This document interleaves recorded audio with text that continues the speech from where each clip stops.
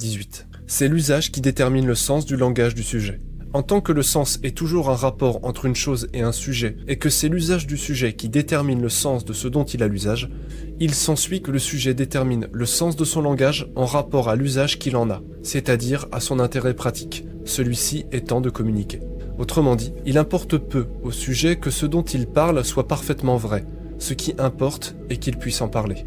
En tant que le sens d'une chose se trouve dans le rapport entre cette chose et l'idée d'un sujet, et que le sens d'une chose pour un sujet est déterminé par l'usage qu'il s'en fait, il s'ensuit que, pour comprendre le sens d'un propos, il faut le rapporter à l'idée à laquelle il se réfère. C'est ce que, dans la pensée, nous nommons le principe de charité.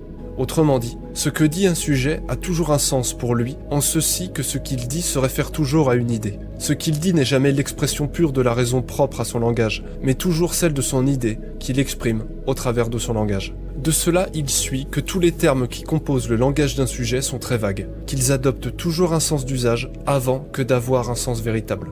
Autrement dit, le sujet détermine le sens des termes qu'il emploie en fonction de son intérêt pratique afin de parvenir à l'exprimer. Mais sitôt que le sujet cherche à définir rigoureusement le sens des termes qu'il emploie, il a toutes les peines du monde à le faire. Il est alors obligé de reconnaître que ce sens ne reposait ultimement sur rien de solide, qu'il a d'abord fait usage de mots avant que d'en connaître le sens, et que, comme le sens de ces mots n'est pas clairement défini, chacun peut placer en eux le sens qui lui plaît. Il s'ensuit que le commun utilise les mêmes mots, mais qu'ils ne parlent pas la même langue.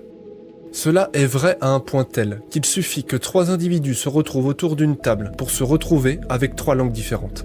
Chacun utilisera les mêmes termes que l'autre, et cela leur donnera l'impression qu'ils parlent la même langue. Mais laissez-leur quelque temps à échanger, et chacun comprendra très vite que l'autre n'a pas la même idée des mots. Et comme un même mot, selon l'usage d'un sujet, possède une signification différente, tous comprendront très vite que chacun parle sa langue propre. C'est pourquoi la majeure partie des débats ne consiste pas tant à démontrer la pertinence de son propos que de se mettre d'accord sur la signification des mêmes mots, car à chaque occurrence d'un mot, il faut préciser dans quel sens nous l'utilisons.